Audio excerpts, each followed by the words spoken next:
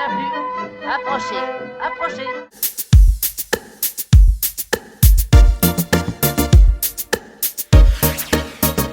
Combien de temps que vous avez sorti des disques? En fait, j'ai sorti un album il y a 10 ans qui s'appelait Crime Parfait. Puis après, j'ai fait un spectacle musical autour de Georges Sand avec un petit EP avec 4 chansons. Donc c'était déjà un spectacle musical. Que je crois vraiment que c'est mon album le plus réussi en fait. Il est génial. Parce que j'ai travaillé avec Jean-Louis Pierrot, qui est le bras droit, l'oreille gauche d'Étienne Dao depuis 30 ans. Ouais. J'ai eu des musiciens extraordinaires. Alors après, le jouer sur scène, c'est un autre plaisir. J'ai de très bons musiciens en studio, j'ai des musiciens fantastiques sur scène. Et voilà, je suis Non mais là, assez fière pour moi, de l'album. je trouve ça incroyable parce que quand on voit toutes ces tournées, les années 80, etc. Et en fait, vous êtes carrément sur une autre planète. Je suis à cheval sur 2 planètes, je vais vous dire la vérité, parce que je fais un peu des tournées 80. Quand j'ai la Watt, les gens sont toujours très contents. Mais c'est vrai que pour moi, ce qui est important, c'est de rester vivante et de continuer à faire des choses, parce qu'on ne peut pas être en boucle sur En fait, le cassette. c'est quoi? Vous êtes multi-tiroir. Multi-passion. Ouais. J'aime écrire, j'aime mettre en scène, j'aime jouer. Vous avez mis en scène, je crois. Oui, on a gagné un Molière avec Judith Magre en 2000 pour Shirley, Ah ouais, j'avais adoré ça. que j'avais mis en scène et adapté. Et, je fais de la mise en scène depuis 93 en fait. Oui. Essentiellement de spectacles musicaux. Pour moi, ça a été une autre manière de refaire de la musique. Et de mettre en scène la musique, j'adore ça. J'adore ça parce que c'est une question de rythme, c'est comme sculpter la musique avec la lumière, avec les... Voilà, j'adore ça. C'est marrant parce que moi j'ai vraiment un souvenir d'adolescence au départ. Je vous redécouvre en fait. Oui, bien sûr. Bah oui, parce que j'étais tellement marquée par cette chanson qu'après, il faut continuer à exister comme artiste et continuer à proposer des choses et à créer pour à retrouver sa vraie place, quoi, en fait.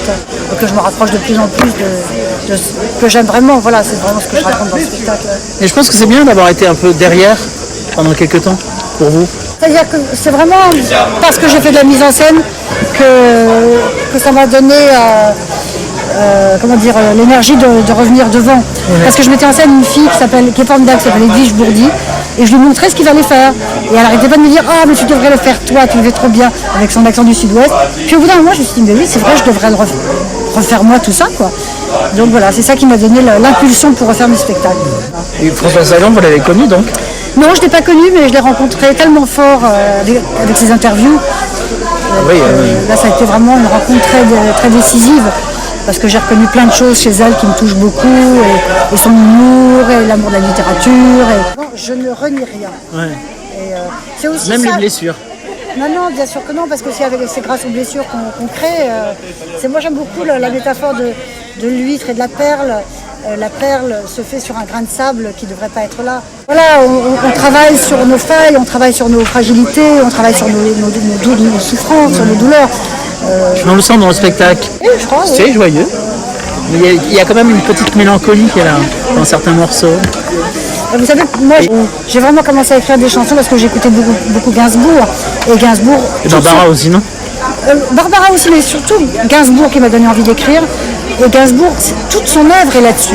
Toute son œuvre est très noire, très désespérée sur l'amour. Mais c'est toujours avec ce twist comme ça, de légèreté, d'élégance, de drôlerie. Et moi, j'adore ça. D'indécence. Pardon? D'indécence. D'indécence et de pudeur aussi. Oui. Et de pudeur aussi. C'est drôle le mélange. J'aime bien les gens paradoxaux qui sont très noirs, très blancs. Là en ce moment, je réécoute des émissions sur France Culture sur Frank Sinatra que j'adore absolument.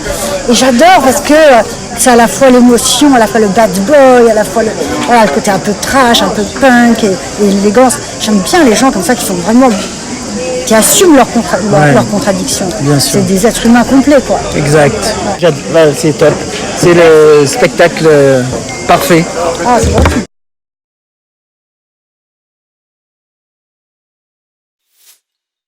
Sans risque, bourré de cette molécule fatidique, on m'a dit c'est thérapeutique.